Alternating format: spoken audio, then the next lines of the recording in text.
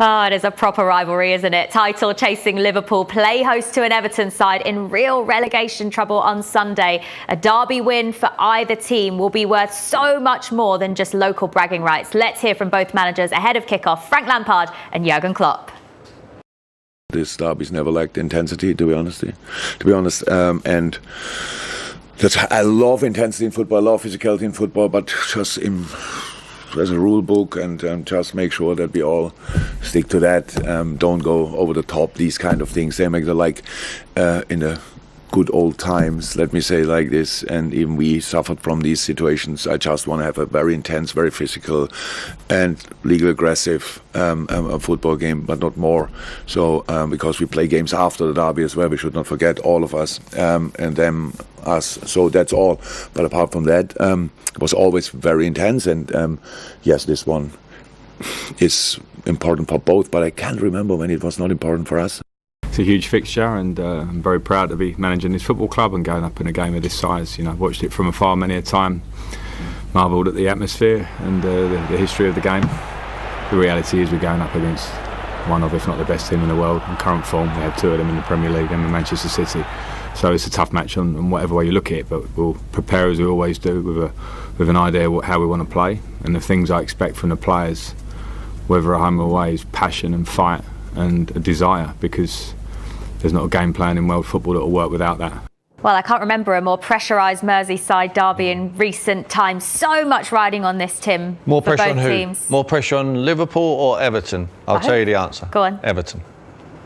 I've been at both ends of the table. There's pressure at the top, of course, because you want to win.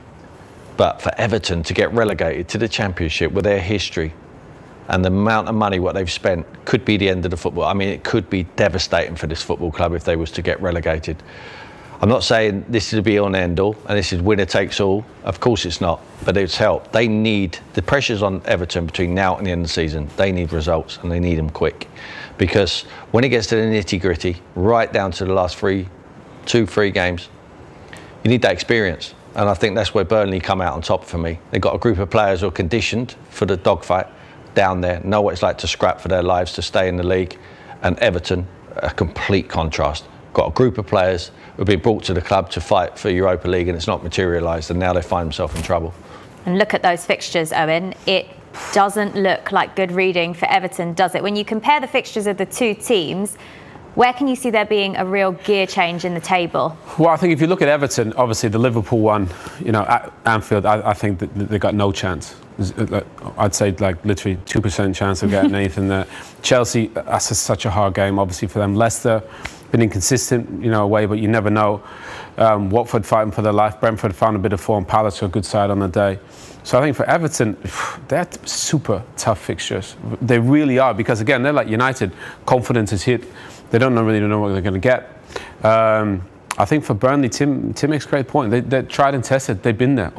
You know, they've been in this every season. You know, and so I think for them, they'll be comfortable, and I think they'll find a way. You know, but I fear for Everton going to Anfield. You know, because the form Liverpool are in, they're just destroying teams. And I think as a player, they're probably going in there fearing the worst, hoping for the best, but fearing the worst. I'm going to be glass half full for Everton fans right now. Going into a Merseyside derby, okay, yes, it is Liverpool. They are playing at their absolute peak right now, Sam. But is a derby actually the fixture they could want? It could actually spur them on to getting something out of this game. Well, I suppose if it's not going to be this, what is it going to be? But I mean, they only beat Man United a couple of weeks ago. I know Man United are terrible as well, but if Everton were that bad, then they wouldn't have done it. I kind of get the feeling that it might be close on Sunday. I think Liverpool will still win, but I get the feeling Everton will go and they'll scrap. And if there's an opportunity for them to, they can sit back. There's maybe no onus on them to go and play and dictate the tempo of the game. They can sit back, they can scrap, they can make it difficult. Will Liverpool still create the chances and be clinical enough to take them? Probably. But you're right, the derby atmosphere, the feeling that they've got to go there and do something, I suppose. I guess they'll probably be thinking more about what they need to do to stay up rather than saying, well, we can derail them. But it's a bit of a bonus as well. Years gone by, Sam, I think derby was a derby when you could put your foot in. You know, you can make it, if there was a technical mismatch of the two teams, you could have a fight. You know, you can make it a rough game. The laws of the game don't allow that anymore. You know, it's too clean. You know, there's not tackles. I mean, them Everton fans want to, when you see them play at home, they want to cheer block tackles. You know, they're happy for any scraps at the moment. They won't get the ball. They won't get the ball off Liverpool. Defensively, they are so bad. They will just get open up time and time again. Liverpool take the chances. We could need someone to change the light bulbs on the scoreboard. It could be such a big score. Tim, you know what? The thing with Everton as well is that they, as well as leaking goals, Owen, is they haven't been taking their chances when they've come their way. Richarlison could have had a hat-trick midweek against Leicester. Luckily, he did actually manage to get an equaliser in the end. How crucial could that point turn out to be for Frank Lampard's side? Well, I think every point is vital for them. I just fear for them. You know, the way that they defended all season. They concede strange goals. You know, they look like soft goals. If I was Frank, that's what I'd do. I'd get the ball up the pitch quick. Yeah. You know, get it to Richarlison quick, get it to Calvert-Lewin quick. Make it difficult. You know, keep the ball away from their box. You know, Richarlison on his day, he's fantastic. But the biggest problem is how they're going to get up the pitch. You know, their away form has been dreadful, Everton. So the thing I like about Richarlison, he competes. You know, he's a Brazilian, but he's got a bit of nastiness in him. And you need that when you go to a place like Anfield. You know, he'll relish the occasion because he's the type of player, strikes me, he thinks he could play in a team like that. So he'll see it as an audition. And if he can put in a big performance, then they might have a chance, but I don't see it. Their away form has been dreadful as well this season, Tim. 6 points is all they have won away from Goodison Park in this entire season. Yeah, it's been bad. I mean, it was bad before Frank went in there and it's not improved. I think he's done it's not been a good job he's done, isn't it? He's not really given them a bounce. They are defensively all over the place. They don't create too many chances. They're not clinical enough. They don't control any football matches. Can't feel of too many positives for Everton fans at the moment. But, you know, on paper they look good. But as we can quite clearly see, you know, where they are, the fans said it there in the VT. If you get relegated, you deserve to get relegated. And if you deserve to win the league, you actually win it. And that's where they are. You know, no one's going to feel sorry for them. You know, no one. They deserve what they get. And at the moment, they need to fight and scrap. And it's something which is probably foreign to some of them players that didn't expect to find themselves in this position. But it's real, you're in it. And the longer it goes, I think if they can win Burnley in their next 2 games against Wolves and Watford, it just heightens the pressure, just turns it up on them. And then they will start thinking about the Championship next year. And as soon as that goes into your mind, I think you're on a slippery slope. OK, let's talk Liverpool then, because they're flying at the moment. And I think Sam pointed it out already. Can't see either Liverpool or Manchester City dropping any points between now and the end of the season. How good have they been for you, Owen, lately? I mean, to me, they're almost close to the perfect team. They, in terms of goalkeepers, world class. Van Dijk makes football look far too easy. It's a lot harder than it is. The 2 fullbacks are ridiculous. They're the new number 10s with the assists. The midfield 3, the balance now is perfect. Fabinho. I think Thiago's playing fantastic, and Henderson. So they got the balance right in there, and then they got 5 world-class attackers. I mean, and now he can pick and choose when he plays, whether it's Diaz, whether it's Jota. We know Mane, we know Salah. Firmino's an unbelievable player as well. The depth all of a sudden that they have the deepest squad in the league. Now they can rotate, and then with Klopp's kind of mentality, you know, they compete in every game, and I love that. You know, Pep plays the most beautiful football of anyone, and when it's good, it's the best. But I think Klopp's football is so perfect because football isn't perfect. You know, even sometimes you don't play well, but they're in every game, Tim, aren't they? Yeah. You know, the way they compete, I just think, is a beautiful thing to watch. Well, he sets them up with a tempo where they have to adopt that. I mean, Man City can rest on the ball. They keep the ball. They've got more technicians without taking it away from Liverpool, but they want to play at 100 mile an hour, and it's exciting for their fans to watch. That's what they demand, and they don't have to play well to win games because they got, as Owen said, they've got world-class strikers, clinical strikers who just fight off scraps.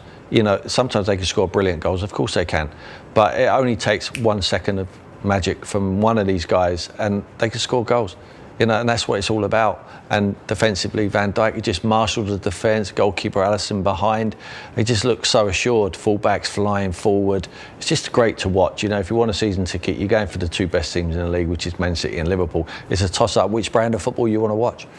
Yeah. Sam, in terms of the squads, I mean, alluded to it there, you said Liverpool actually have the deeper squad now. Do you see that when you compare it to City's? Yeah, definitely. My mate, poor fellow, he wrote an article the other day saying City haven't got to go for the treble.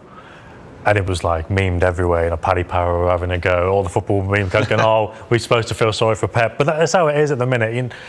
They've, like I said earlier, even if they've got 13, 14 players, which is obviously not a lot, they're all high quality. They probably all cost, 50 million at least. So no one's going to feel any sympathy. But in terms of being able to change, like we said, those Real Madrid games, it gets a bit harder. Also, in terms of the FA Cup game last week, Liverpool had the luck of the draw a bit. They could rotate their team in that Benfica game. City had the battle in Atletico Madrid, and all of a sudden they go to Wembley and the two teams are on different paths completely. But yeah, what Liverpool have got all of a sudden, there's so many options. Like Thiago, they've not had a player like Thiago in so long. The midfield, even when they won the league, was kind of workmanlike and one pace. Yeah. It was certainly good enough to win the league, and hugely so. But now they've got different options in there as well. They've got Keita who can come in. Fabinho's really established himself at the back of it, and with Diaz coming in January out of nowhere, just hit the ground running. He's just another threat. The fact that they can mix it up by playing long balls. If they're being pressed, they'll just put the ball over the top, go and chase it down, put the defence under pressure. They're so clinical. Salah hasn't stopped scoring. Well, I suppose he's had a bit of a rough patch, but back with 2 the other night. Effectively hasn't stopped scoring goals for 4 years now? Yeah. Unbelievable. Mane's in good form again. Jota, I mean, how tall is he? He scored about 20 headers. He's unbelievable in the air. Another different option there. They have got a hell of a lot of options. Yeah. All of a sudden, they have got the deepest squad. I don't think anyone was saying that at the start of the season. No. It was probably Chelsea, and everyone would say about City as well. But yeah, Liverpool have as well, and like you say, the way Klopp's got them all tuned in to do what he wants, it's formidable. Yeah, and when we looked at Manchester City's fixtures still to come, let's take a look at Liverpool's now, because of course they are also in the Champions League semi-finals and they take on Villarreal. So they've got Newcastle sandwiched in between those two semi-final matches, followed by Spurs afterwards. That's the game for me, Newcastle away. I think that's a tough fixture. It's 12:30 as well. Klopp's been complaining, hasn't he? Is it? 12:30 on a Saturday. After the Villarreal game, I think it's a real tough fixture. They're flying at the moment. The atmosphere is unbelievable up there at St James's Park, and I think that's a real tough fixture. Obviously, Tottenham's going to be difficult. In the likes of Harry Kane, you've got Heung-min Son in your side. You always got a chance to play a very high line. They got exposed in behind when Tottenham at the Tottenham Hotspur Stadium. So that's going to be a difficult game. Other than that, I don't see him dropping any other points, but that's two. It's probably a loss and a draw in there for me. Okay. With the quadruple still on for Liverpool, how much will they be thinking about that, Owen? I think you'd think about it, but you wouldn't really think it's realistic. I mean, looking at those fixtures, they're obviously harder than Man City's. And looking at them, I think they'll drop points somewhere. Whereabouts? Do you think Newcastle as well? Look, the Villarreal games are really hard because he is such a good manager, Unai Emery. I know it didn't work out at Arsenal, but his team is so well coached and well drilled. Those two games will take a lot out of Liverpool. But I think they're all hard games on some level. You look at Newcastle, you look at Tottenham, Villa under Stevie G. You got a good group of players. If they get it right, it's hard. Chelsea, we all know what Chelsea can do, and obviously Wolves defensively are an incredible team. And Ralph Southampton, when they get it, when they're good, they're fantastic. So I think for Liverpool, they're really tough. They're really tough fixture. I think they'll drop points in. I think they might drop points in a couple of those. I feel like you're both leaning towards Liverpool dropping points somewhere, so therefore the title going to Man City. So how much of an amazing achievement would the treble still be if they win the Champions League and the FA Cup as well as the League Cup they've already got? For Liverpool. For Liverpool. But what I'd be saying, if I'm Jurgen Klopp, I'm saying to the group of players, you can end up with one. You could end up with one. And how bad a season would that be? Would it be? What, one trophy? I think that's a bad season for Liverpool. From now. Even if they won the Champions League? No. Don't win They've got the League Cup, yeah. They won the League Cup. So if they don't win anything else now... They could end up with just the League Cup. Oh, yeah, that's a bad season. Yeah. From where we are, a month to the end of the season, 3 weeks in? I mean, we're talking about a quadruple, could end up with one. That's what if I'm Jurgen, that's what I'm telling them. So you need to concentrate. Yes, it could be brilliant. Of course it could. Are they capable of winning all four? Yes, they are. That's the answer, but they could end up with one. And keep reminding them of that. Knowing that you had to win all the games, especially when after Sir Alex done that interview saying, well, we'll see how they go, if they can win. Leading into the games, you can't think of anything other than how disastrous it would be to lose. Because you know that Man United are doing what they're doing, and they're probably going to keep going, and they did.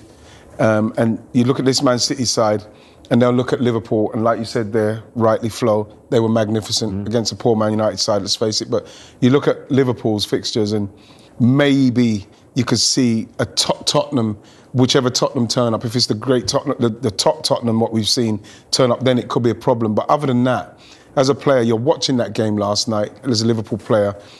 In the first half, you're feeling, wow, this could be it, because you want the cushion. You want Brighton to do something, even if it's a draw, so as you can have the cushion, so as you can win the game, and then you have that cushion where it's 4 points. So even if they win, you've got that cushion. And those are the things that you think about when you're getting ready to watch Manchester City or Manchester City watch Liverpool. You're hoping that they could do that, because then the ball's back in your court and the pressure is on. It's a very exciting time, but a very nerve-wracking time. Yeah, but what is more fascinating is they're becoming hardened at it, though, aren't they?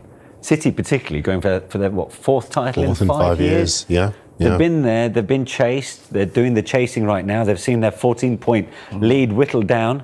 It's only just one now after 32 games, which is quite incredible, really. They do keep pushing each other to bigger heights. Individually, you look at the performances. Mahrez, 23 goals in all competitions now. He's come into his own. De Bruyne back from injury. And to get minutes into Diaz's legs after 9 games out, is it clicking together at the right time, maybe? Yeah, I think it is. I mean, listen, I think Flo's talking about the fact that they're battle-hardened, if you like. We know all about their physicality. But the interesting thing was, I remember the turn of the year when lots of people were saying, look, it's all over, Bardi shouting, should we just give it to them now? Guardiola gave a really instructive press conference where he said, look, you can all say what you want. There are 51 points left to play for. Yeah. There is no way that this is over. And he will have drummed that into his players even back then. So he's never been complacent. He's never taken the title for granted. I do think that these are two of the finest Premier League sides we have ever seen in terms of their consistency, their squads, their focus, their ability to get the job done. And for us in the media, particularly in the print media, it's fantastic because we will look back at this period at one of the great title races we have ever seen, that one of the great sporting duels we have ever seen, between two men who get the best out of each other and two teams who get the best out of each other. And that's with respect to the Invincibles, and that's with respect to Arsenal Man United and Man United Newcastle.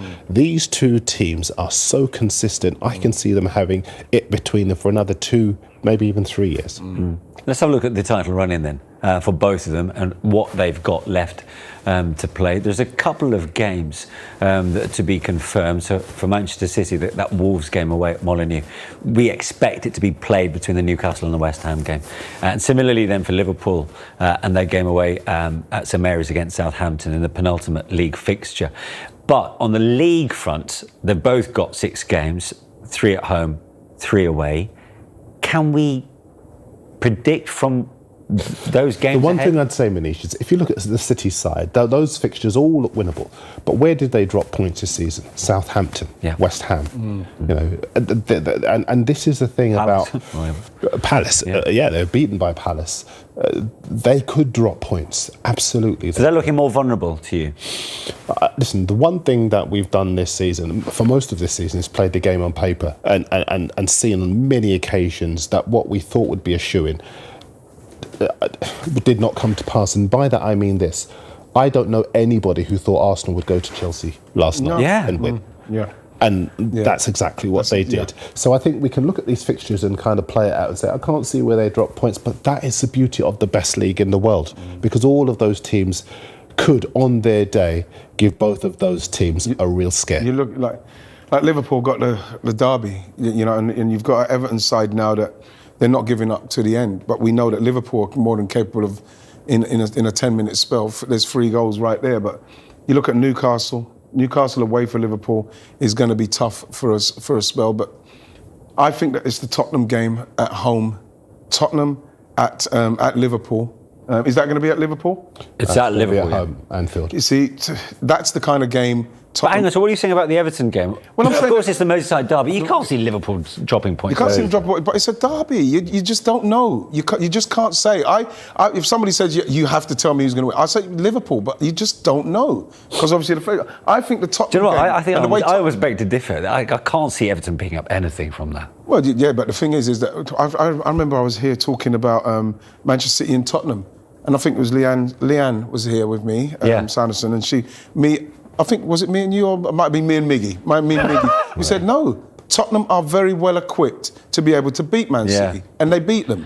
Now, they're very well equipped to be, because they've got the front men and they've got a defensive kind of surety, especially when they've got the 5 away from home, where they can frustrate you, but they can also they can hurt you at the other end. You know, just one other thing actually on the title race, which I think is fascinating. If you look at Liverpool's last 2 games, right? So, of course, Manchester City in the FA Cup and the way they destroyed Manchester United. I feel City have inadvertently given Liverpool a bit of a leg up here to rediscover their swagger. Because the changes they made to their lineup in the FA Cup semi-final, they both made 7, right? But they both had contrasting challenges in the Champions League the games before. But Liverpool put City to the sword in that first half by going 3 up. And after that, you can see they picked up where they left off against United. Salah's banging form, Diaz is brilliant. You know, suddenly Mane is the man ahead of Jota and Firmino. And then you got Thiago playing the way he is. I actually think Liverpool have been given a bit of a helping hand, a psychological edge from that City Cup win. What do you think, Flo? I think so. I think There's a swagger about them. I think it's given them a massive boost, and when you're beating the team that you're fighting for the title for, that's going to give you a huge confidence boost, a huge psychological boost. And then you've got a win against a long-time rival of Manchester United at home in front of that crowd. I think they've got a lot of confidence, but I think Guardiola is very good at getting his side to move on from failures or disappointment. And I think losing that cup semi-final, I think they'll be able to put that to bed quite quickly, because they'll say, right, now we've got to keep going for what's still left to fight for. They've still got the Champions League and they've still got the Premier League. So I think they can fully focus on that, whereas Liverpool still have that now distraction of being in the Champions League, and that's going to be a lot for that group to cope with, because they are a very strong group. They do have depth, but defensively, that depth isn't as strong. So if they do suffer any sort of injuries, that might be what unravels them. You know what? It's because I see the Tottenham game as a banana skin, simply because I'm actually desperate for Liverpool in this era, in this time, this manager, this special vibe that I'm feeling of Liverpool. I would love them to do the quadruple. I'd love them to do it. I would love them to do it, because you know what? You couldn't find a more befitting team of it in the way that they have. And you know what? City, to a certain extent, you think City with an out-and-out striker probably can be doing the same thing, but Liverpool in the current climate, I really would like for them to do it. And what I like about Liverpool at the minute is that when you talk about it, Jurgen Klopp's he's not shutting it down like, no. He's embracing that. Yeah. Because he knows what his team's capable of, and this is what I love about it. This is something that you're going, destiny, man. I think that there's something special happening for Liverpool this season. Which will be spine-tingling if history is in the making.